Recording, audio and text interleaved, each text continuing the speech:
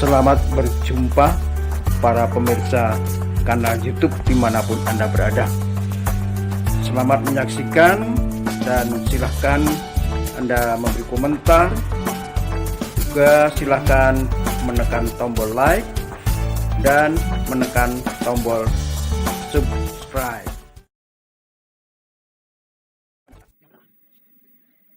Selamat berjumpa para pemirsa dimanapun Anda berada bersama kami di Mer Channel. Marilah kita ikuti jurnal tentang ngeri-ngeri sedap pemerintahan era Prabowo Gibran. Ngeri-ngeri sedap itu yang dimaksud berada dalam posisi di tengah-tengah dua poros antara ngeri dan sedap. Ngerinya apa? Tinggalan kebijakan pemerintahan Jokowi. Penghapusan tenaga honor pegawai honorer di instansi pemerintah resmi dihapus pada 2024. Instansi juga dilarang untuk merekrut honorer baru untuk mengisi jabatan aparatur sipil negara, ASN. Keputusan ini berdasarkan revisi UU Nomor 20 Tahun 2023 tentang aparatur sipil negara, ASN, yang diteken Presiden Joko Widodo, Jokowi, 31 Oktober lalu. Penghapusan tenaga honor pegawai honorer di instansi pemerintah resmi dihapus pada 2024. Instansi juga dilarang untuk merekrut honorer baru untuk mengisi jabatan aparatur sipil negara, ASN. Keputusan ini berdasarkan revisi UU Nomor 20 Tahun 2023 tentang aparatur sipil negara, ASN, yang diteken Presiden Joko Widodo, Jokowi, 31 Oktober lalu. Blade itu menyebut tenaga non-ASN harus ditata. Penataan pegawai honorer itu dibatasi paling lambat hingga Desember 2024. Pegawai non-ASN atau nama lainnya wajib diselesaikan penataannya paling lambat Desember 2024 dan sejak UU ini mulai berlaku, instansi pemerintah dilarang mengangkat pegawai non-ASN atau nama lainnya selain pegawai ASN, tulis pasal 66 Blade tersebut. Penjelasan pasal 66 menyebutkan penataan yang dimaksud adalah verifikasi, validasi, dan pengangkatan oleh lembaga yang berwenang. Adapun larangan pengangkatan honorer baru diatur dalam pasal 65 ayat 1. UU ASN, yang menyatakan pejabat pembina kepegawaian dilarang mengangkat pegawai non-ASN untuk mengisi jabatan ASN. Hal serupa juga berlaku bagi pejabat lain di instansi pemerintah yang melakukan pengangkatan pegawai non-ASN. Pejabat pembina kepegawaian dan pejabat lain sebagaimana dimaksud pada ayat 1 dan ayat 2, yang mengangkat pegawai non-ASN untuk mengisi jabatan ASN dikenakan sanksi sesuai dengan ketentuan peraturan perundang-undangan, bunyi pasal 65 ayat 3. Dalam praktek empirisnya tenaga honor pemerintah sulit sekali untuk dihapus terutama untuk tenaga kerja non-teknis dan tenaga guru. Tenaga kerja non-teknis akan sulit dihapus karena tuntutan kebutuhan suatu unit kerja pemerintahan, baik di tingkat pemerintahan desa, kecamatan maupun dinas misalnya tenaga pembantu umum, juga untuk tenaga guru honorer di sekolah dasar, atau petugas tibum atau tenaga kebersihan di dinas. Pemerintah juga menerbitkan sejumlah aturan terkait pengenaan tarif pajak dan cukai baru yang berlaku mulai 2024. Terdapat aturan pajak baru yang berlaku di seluruh Indonesia, tetapi ada pula aturan pajak baru yang berlaku hanya di tingkat provinsi. Beberapa aturan pajak baru yang diberlakukan pemerintah pusat untuk seluruh Indonesia adalah cukai hasil tembakau, cukai alkohol, cukai minuman berpemanis dalam kemasan, cukai plastik, serta pajak rokok elektrik. Tertuang dalam Peraturan Menteri Keuangan Republik Indonesia Nomor 193 PMK 010/2021 tentang tarif cukai hasil tembakau berupa rokok elektrik dan hasil pengolahan tembakau lainnya. Sementara itu, tarif pajak baru yang berlaku di tingkat provinsi yakni Pajak Industri Hiburan, Undang-Undang Republik Indonesia Nomor 1 Tahun 2022 tentang hubungan keuangan antara pemerintah pusat dan pemerintahan daerah pengaturan teknis sebagai regulasi pelaksana Undang-Undang Pajak Hiburan diatur lebih lanjut melalui peraturan daerah, Perda, masing-masing wilayah pemerintah daerah, Pemda. Pajak kendaraan bermotor, tertuang di Peraturan Menteri Dalam Negeri Republik Indonesia Nomor 6 Tahun 2023 tentang dasar pengenaan pajak kendaraan bermotor, biaya balik nama, kendaraan bermotor, dan pajak alat berat tahun 2024 pajak bahan bakar kendaraan bermotor, pajak alat berat, pajak bumi dan bangunan, dan pajak air tanah. Peraturan Menteri Keuangan Republik Indonesia Nomor 234 PMK 03/2022 tentang perubahan atas Peraturan Menteri Keuangan Nomor 186 PMK 03/2019 tentang klasifikasi objek pajak dan tata cara penetapan nilai jual objek pajak bumi dan bangunan. Sebagian besar tarif meningkat signifikan yang berpotensi mempengaruhi daya beli dan konsumsi masyarakat. Dan kondisi turunnya daya beli masyarakat. Turunnya kelas menengah. Catatan Badan Pusat Statistik, BPS, menunjukkan penurunan drastis jumlah kelas menengah di Indonesia. Sebanyak 9,48 juta warga kelas menengah rentan, turun kasta, ke kelas menengah rentan hingga kelompok rentan miskin. Pada 2019 lalu, Indonesia memiliki 53,33 juta penduduk kelas menengah atau sebanyak 21,45%. Jumlah itu menurun menjadi hanya 47,85 juta pada 2024 atau tersisa 17,13%. PLT Kepala BPS Amalia Adininggar Widyasanti dalam rapat kerja dengan Komisi 11 DPR terkait RAPBN 2025 beberapa saat lalu mengatakan pandemi COVID-19 menjadi salah satu faktor penurunan jumlah kelas menengah. Beriringan dengan menurunnya kelompok kelas menengah, masyarakat kelas menengah rentan melonjak. Jumlahnya dari 128,85 juta, 48,20%, pada 2019 menjadi 137,50 juta, 49,22%, pada 2024. Tren itu sepadan dengan jumlah kelompok masyarakat rentan miskin yang ikut membengkak dari 2019 sebanyak 54,97 juta orang atau 20,56% menjadi 67,69 juta orang atau 24,23% dari total penduduk. Artinya, banyak golongan kelas menengah yang turun kelas ke golongan menuju menengah. Sementara itu, kelompok miskin juga mengalami kenaikan tipis dari 2019 sebanyak 25,14 juta orang atau setara 9,41% menjadi 25,22 juta orang atau setara 9,03% pada 2024. Sedangkan kelompok atas juga naik tipis dari 2019 sebanyak 1,02 juta orang atau 0,38% menjadi 1,07 juta orang atau 0,38% dari total penduduk pada 2024. Sedapnya adalah profil demografi di Indonesia. Jumlah usia produktif mendominasi jumlah penduduk di Indonesia secara keseluruhan yang sebut bonus demografi yang merupakan warisan dan rintisan pemerintahan Orde Baru beberapa dekade lalu terjadi di tengah-tengah fenomena aging population di tingkat global saat ini. Dilansir dari dokumen pemuntakiran kerangka ekonomi makro dan pokok-pokok kebijakan fiskal tahun 2025, diuraikan. Perekonomian Indonesia telah mengalami banyak tantangan selama pandemi COVID-19, tetapi sekarang terlihat tumbuh kuat dan stabil. Meskipun sempat mengalami kontraksi pada tahun 2020, perekonomian Indonesia kembali pulih dengan pertumbuhan yang stabil di tahun-tahun berikutnya. Pada tahun 2021, pertumbuhan ekonomi mencapai 3,7%, dan di tahun 2022, pertumbuhannya lebih tinggi lagi, yaitu 5,3%. Langkah-langkah pemulihan ekonomi yang diambil oleh pemerintah, seperti stimulus fiskal dan moneter, berperan penting dalam mendorong pertumbuhan ekonomi. Perekonomian Indonesia semakin kuat dengan pertumbuhan yang mencapai 5,05% pada tahun 2023, didorong oleh aktivitas permintaan domestik yang masih tinggi, terutama dari konsumsi dan investasi. Pertumbuhan positif ini diperkirakan akan terus berlanjut hingga tahun 2024. Para golongan menengah terdampak turun ke golongan menuju menengah, beramai-ramai beralih profesi ke sektor non-formal. Dalam sektor real, perekonomian Indonesia menunjukkan ketahanan melalui transformasi ekonomi yang berkelanjutan. Aktivitas ekonomi domestik terus meningkat dengan produktivitas dan nilai tambah yang lebih tinggi. Konsumsi dan investasi terus tumbuh positif dan diperkirakan akan semakin kuat hingga tahun 2024. Sektor manufaktur dan perdagangan juga diperkirakan akan tumbuh seiring dengan peningkatan nilai tambah dan output produksi. Konsumsi rumah tangga menjadi faktor penting dalam pertumbuhan ekonomi, terutama setelah pandemi.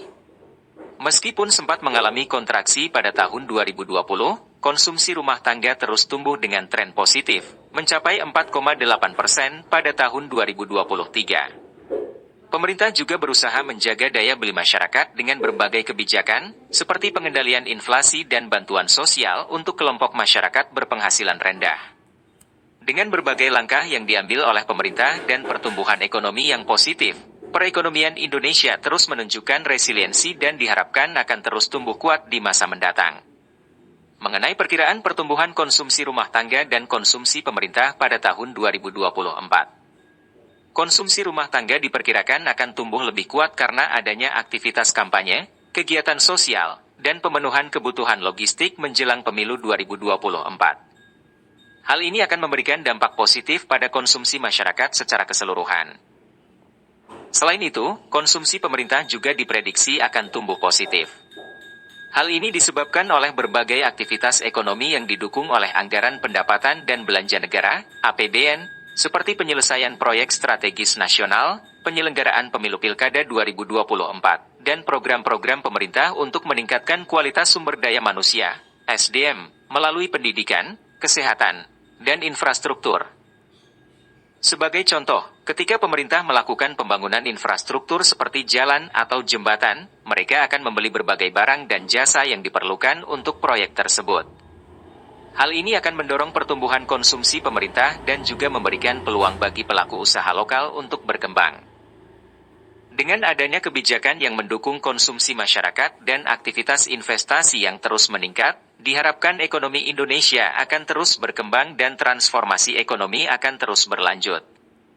Semua ini akan membawa dampak positif bagi masyarakat, seperti peningkatan lapangan kerja dan kesejahteraan secara keseluruhan.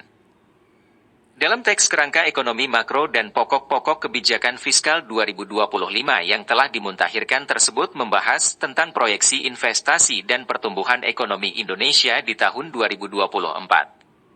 Pada tahun tersebut, investasi diprediksi akan meningkat, terutama di luar Pulau Jawa, seperti dalam industri berbasis sumber daya alam dan energi terbarukan. Pemerintah juga berharap bahwa dana alokasi khusus, DAK, akan membantu mempercepat penanaman modal dan meningkatkan infrastruktur di daerah. Tentang kinerja ekspor dan impor Indonesia. Meskipun ekspor mengalami pertumbuhan positif, impor mengalami kontraksi dalam beberapa tahun terakhir. Hal ini dipengaruhi oleh kondisi ekonomi global dan pandemi COVID-19. Meskipun begitu, pemerintah terus berupaya untuk meningkatkan ekspor dan menyeimbangkan impor agar pertumbuhan ekonomi tetap stabil. Dengan adanya upaya pemerintah dan kondisi ekonomi global yang terus dipantau, diharapkan kinerja ekspor dan impor Indonesia akan terus tumbuh positif di tahun 2024. Peningkatan ini akan didorong oleh keberlanjutan hilirisasi sumber daya alam dan peningkatan daya saing produk ekspor nasional. Pertumbuhan ekonomi Indonesia pada tahun 2023 mencapai 0,5%, yang berarti ekonomi negara ini sedikit tumbuh dibanding tahun sebelumnya. Sementara itu, impor barang dari luar negeri juga meningkat sebesar 1,8%. Berbagai sektor ekonomi seperti manufaktur, perdagangan, pertanian, dan pertambangan juga turut tumbuh positif. Sebagian besar pertumbuhan ekonomi didorong oleh sektor manufaktur, yang berhasil membangkitkan kembali pertumbuhan ekonomi ke level sebelum pandemi. Seiring dengan peningkatan mobilitas masyarakat, jumlah wisatawan, dan penyelenggaraan event internasional, sektor transportasi, akomodasi, dan makan minum juga mengalami pertumbuhan tertinggi pada tahun 2023. Selain itu, kebijakan hilirisasi produk sumber daya alam juga berkontribusi dalam pemulihan ekonomi sektor tertentu. Meskipun sektor manufaktur berhasil tumbuh sebesar 4,6% pada tahun 2023, kontribusinya masih belum mencapai level sebelum pandemi. Namun, dengan keberlanjutan kebijakan hilirisasi dan peningkatan daya saing nasional, diharapkan sektor manufaktur akan terus tumbuh hingga akhir tahun 2024. Sementara itu, sektor pertanian mengalami fluktuasi pertumbuhan yang dipengaruhi oleh faktor alam seperti El Nino. Meskipun pertumbuhannya sedikit menurun pada tahun 2023, sektor pertanian tetap memberikan kontribusi yang penting terhadap PDB negara. Upaya peningkatan produksi pertanian dalam negeri diharapkan dapat mendukung pertumbuhan sektor pertanian pada tahun 2024. Sektor pertambangan juga terus menunjukkan peningkatan pertumbuhan, dengan mencatat pertumbuhan signifikan hingga 6,1% pada tahun 2023. Hal ini menunjukkan potensi sektor pertambangan dalam mendukung pertumbuhan ekonomi negara. Sektor pertambangan, konstruksi, perdagangan, dan penyediaan akomodasi serta makanan minuman adalah beberapa sektor ekonomi yang penting untuk pertumbuhan ekonomi Indonesia. Pertambangan, seperti penambangan batu bara, mineral, dan minyak serta gas bumi, telah mengalami pertumbuhan positif pada tahun 2023. Hal ini disebabkan oleh permintaan yang kuat dan peningkatan produksi. Sebagai salah satu sektor yang berkontribusi besar terhadap produk domestik bruto, PDB, sektor pertambangan diharapkan terus tumbuh positif pada tahun 2024. Sektor konstruksi juga menunjukkan tanda-tanda pemulihan yang signifikan. Pertumbuhan sektor konstruksi didorong oleh belanja modal pemerintah yang meningkat untuk proyek konstruksi. Pada tahun 2024, sektor konstruksi diperkirakan akan terus tumbuh sejalan dengan komitmen pemerintah untuk menyelesaikan pembangunan infrastruktur prioritas. Sektor perdagangan, sebagai kontributor terbesar kedua dalam perekonomian, juga tumbuh positif pada tahun 2023. Permintaan konsumsi dalam negeri yang kuat menjadi faktor utama dalam pertumbuhan sektor ini. Diperkirakan bahwa sektor perdagangan akan terus tumbuh pada tahun 2024, terutama dengan adanya upaya pemerintah untuk menjaga daya beli masyarakat.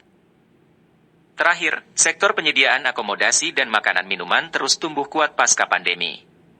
Pertumbuhan sektor ini didorong oleh penyelenggaraan berbagai acara nasional dan internasional, seperti Piala Dunia U17 dan konferensi tingkat tinggi ASEAN. Dengan meningkatnya permintaan domestik, sektor ini diharapkan akan terus berkembang pada tahun-tahun mendatang. Pada tahun 2024, sektor pariwisata di Indonesia, khususnya di kawasan Mandalika, diprediksi akan terus berkembang. Tingkat hunian hotel terus meningkat seiring dengan jumlah kunjungan wisatawan yang juga semakin bertambah, termasuk wisatawan mancanegara. Selain itu, persiapan penyelenggaraan pemilu juga turut berpengaruh terhadap kinerja sektor pariwisata ini. Salah satu cara untuk meningkatkan daya saing sektor pariwisata adalah dengan mengembangkan infrastruktur dan fasilitas pendukung destinasi wisata. Hal ini diharapkan dapat mendukung pertumbuhan sektor pariwisata. Pada tahun 2024, sektor akomodasi dan makanan minum diperkirakan akan tumbuh positif. Untuk mengatasi kenaikan harga pangan, pemerintah melakukan berbagai upaya seperti operasi pasar, penguatan produksi domestik, dan impor pangan. Inflasi tahun 2024 diperkirakan akan tetap dalam rentang sasaran yang ditetapkan, namun ada risiko yang dapat mendorong kenaikan inflasi seperti ketegangan geopolitik dan perubahan iklim. Untuk menjaga inflasi tetap dalam kendali, diperlukan langkah-langkah antisipatif dan sinergi antara tim pengendalian inflasi pusat dan daerah. Koordinasi yang kuat juga diperlukan dalam menghadapi risiko gangguan pasokan dan menjaga distribusi. Seluruh upaya ini didukung oleh strategi komunikasi publik yang terencana untuk mengendalikan ekspektasi inflasi masyarakat. Posisi neraca pembayaran Indonesia selalu surplus dalam 5 tahun terakhir, terutama karena perbaikan pada neraca transaksi modal dan finansial. Meskipun terjadi defisit pada tahun 2022, posisi neraca pembayaran Indonesia tetap positif karena surplus pada neraca transaksi berjalan. Selama 5 tahun terakhir, posisi neraca perdagangan Indonesia terus membaik. Misalnya, pada tahun 2019, Indonesia mengalami defisit besar, tetapi pada tahun 2021 dan 2022, Indonesia mencatatkan surplus kecil dalam neraca perdagangan sebagai persentase dari produk domestik bruto, PDB. Pada tahun 2023, ada perlambatan ekonomi global dan harga komoditas yang moderat, sehingga Indonesia kembali mengalami defisit dalam neraca perdagangan. Namun, tren positif dalam neraca perdagangan Indonesia didorong oleh konsistensi surplus, di mana ekspor terus meningkat sementara impor cenderung menurun. Seiring dengan kinerja ekspor yang baik, Indonesia berhasil mencatat surplus neraca perdagangan yang terus meningkat dari tahun ke tahun. Hal ini menunjukkan bahwa Indonesia mampu menjaga keseimbangan perdagangan dengan baik, meskipun terdapat tantangan ekonomi global yang mempengaruhi kondisi ekonomi domestik.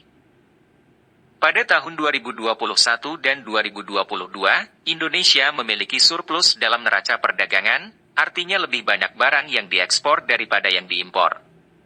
Hal ini terjadi karena harga komoditas global naik dan permintaan dunia yang tinggi.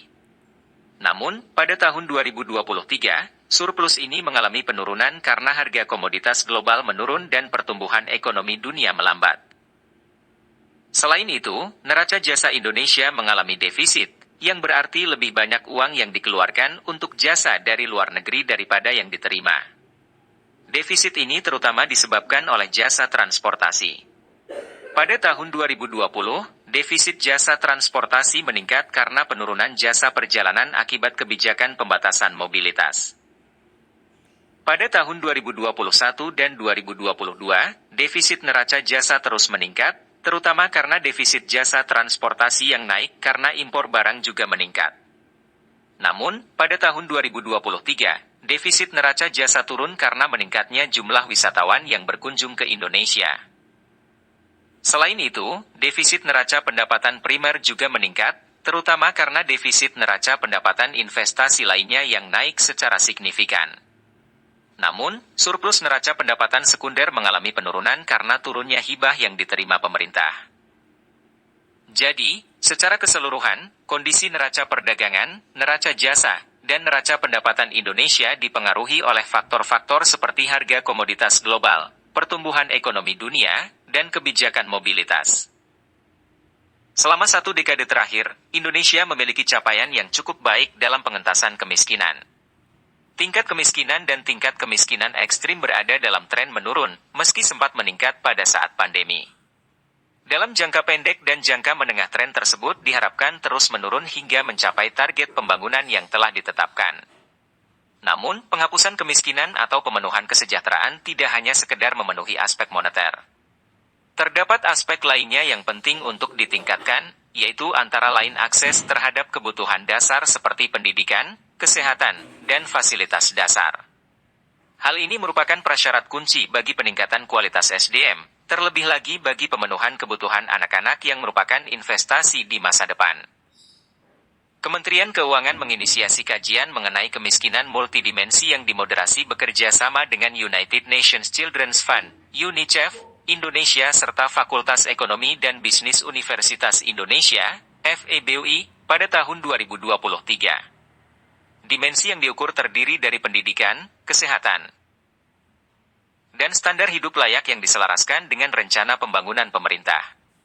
Penentuan indikator, cut-off, dan bobot dalam kajian tersebut dilakukan melalui serangkaian FGD yang diikuti berbagai pihak terkait, yaitu Badan Perencanaan Pembangunan Nasional, Bappenas, Kemenko Bidang Pembangunan Manusia dan Kebudayaan, Kementerian Sosial, Kementerian Kesehatan, BPS, dan Tim Nasional Percepatan Penanggulangan Kemiskinan, TNP2K.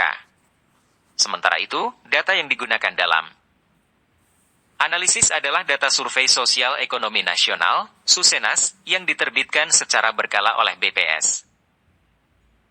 Pengukuran kemiskinan multidimensi, multidimensional poverty, merupakan pendekatan lain untuk melihat seberapa besar deprivasi yang dialami seseorang dari perspektif multidimensi, non-moneter. Dengan pengukuran tersebut, penggunaan indikator yang dianalisis dapat diselaraskan dengan target pembangunan Indonesia dan lebih fokus pada area kunci deprivasi. Oleh karena itu, pengukuran kemiskinan atau deprivasi multidimensi juga berperan dalam mengevaluasi capaian penduduk dalam berbagai dimensi kehidupan seperti pendidikan, kesehatan, dan standar hidup yang menggambarkan pula inklusivitas pembangunan. Selain itu, ukuran deprivasi multidimensi juga dapat digunakan untuk program perlinsos adaptif dengan memfokuskan kebijakan pada kelompok yang paling tinggi tingkat total deprivasinya atau kelompok rentan miskin saat terjadi guncangan dalam perekonomian baik karena krisis, pandemi kesehatan, ataupun dampak perubahan iklim. Hasil pengukuran deprivasi multidimensi memberikan analisis yang lebih komprehensif mengenai kondisi kemiskinan dibandingkan pengukuran kemiskinan moneter. Penggunaan ukuran tersebut dapat memberikan gambaran kedalaman dan keparahan tingkat deprivasi berdasarkan komposisi kelompok masyarakat ataupun kewilayahan. Hal tersebut bermanfaat untuk mengidentifikasi kelompok masyarakat dan daerah yang terdeprivasi sehingga dapat menjadi pertimbangan dalam perumusan kebijakan dan alokasi anggaran. Pembangunan ekonomi dan kebijakan fiskal mesti selaras dalam pencapaian pembangunan manusia.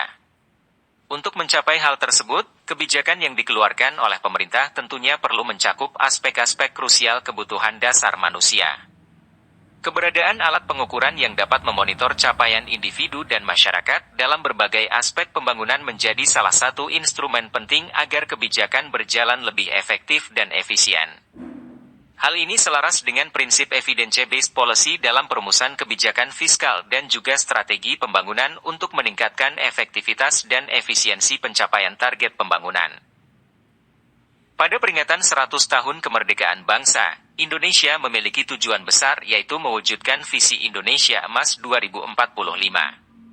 Visi ini bertujuan untuk membuat Indonesia menjadi negara yang berdaulat, maju, dan berkelanjutan. Artinya, Indonesia ingin keluar dari kelompok negara berpendapatan menengah dan menjadi negara maju berpendapatan tinggi pada tahun 2045. Namun, untuk mencapai tujuan tersebut, Indonesia akan menghadapi berbagai tantangan. Salah satunya adalah kualitas sumber daya manusia, SDM, yang masih rendah. Kualitas SDM yang baik sangat penting untuk meningkatkan produktivitas dan pertumbuhan ekonomi yang sehat. Selain itu, infrastruktur yang berkualitas masih belum merata di seluruh wilayah Indonesia, terutama di bagian timur. Pengelolaan sumber daya strategis juga perlu ditingkatkan agar Indonesia bisa berkontribusi lebih besar di rantai pasok global. Untuk mewujudkan visi Indonesia Emas 2045, langkah-langkah yang perlu diambil antara lain adalah memperkuat kualitas SDM agar lebih produktif, inovatif, dan berdaya saing. Selain itu, hilirisasi ekonomi perlu diperkuat untuk meningkatkan nilai tambah ekonomi dan transformasi ekonomi ke arah yang lebih hijau. Inklusivitas juga harus diperkuat untuk mengentaskan kemiskinan dan meratakan kesejahteraan masyarakat. Selain itu, pembangunan infrastruktur, penguatan birokrasi dan regulasi, ekonomi kreatif, pertahanan dan keamanan, serta nasionalisme juga perlu diperkuat. Semua upaya ini bertujuan untuk mencapai pertumbuhan ekonomi yang tinggi, di atas 6,0% per tahun. Sejarah menunjukkan bahwa pertumbuhan ekonomi yang tinggi sebelum krisis 1998 didukung oleh investasi dan sektor manufaktur yang berkembang pesat. Oleh karena itu, untuk mencapai visi Indonesia Emas 2045, pertumbuhan ekonomi yang tinggi harus menjadi fokus utama. Peningkatan investasi dan pembaruan industri manufaktur sangat penting untuk mendorong pertumbuhan ekonomi yang cepat. Reformasi struktural yang cepat diperlukan untuk menghilangkan hambatan-hambatan yang menghalangi pembangunan ekonomi.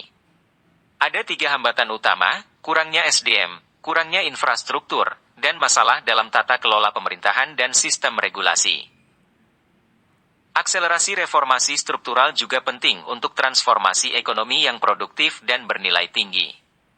Transformasi ekonomi harus memperbaiki struktur ekonomi dengan basis yang lebih luas dan bersifat inklusif serta berkelanjutan, memperhatikan kualitas lingkungan.